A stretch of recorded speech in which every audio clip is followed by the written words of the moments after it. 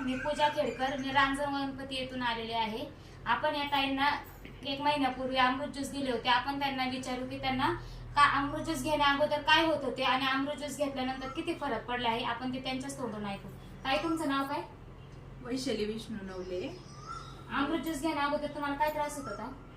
मला तसं म्हणजे हातपाय वगैरे दुखतात आणि पिरियडचा पण प्रॉब्लेम होता आणि थायरॉइडचा पण प्रॉब्लेम होता. त्याच्यामुळे मी हे औषध घ्यायचं ठरवलं. म्हणजे पण मला हे औषध घेतल्यानंतर 8 दिवसातच पिरियड आली आणि त्याच्यानंतर परत 1 महिन्यानंतर रेग्युलर आली.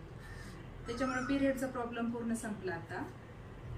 आणि आमच्या आईला पण शुगरचा त्रास होता आणि बीपीचा पण होता. आईचं एक ऑपरेशन होतं, तर ऑपरेशन थांबलं होतं म्हणजे बीपी शुगरमुळे. पण हे औषध घेतल्यामुळं 1 महिन्यातच बीपी आणि शुगर कमी झालं. 2 गोळ्या खात होती सकाळ संध्याकाळ, त्याच्याऐवजी आता एकच गोळी घेते आणि हे औषध घेते, तर ऑपरेशन झालं. म्हणजे त्याच्यामुळं आईला पण चांगला म्हणजे एकदम यशस्वीरित्या फरक पडला. तुम्हाला बीपीचा त्रास होता वाटतं? हा, मला आहे, पण मी म्हणजे अजून पाहते.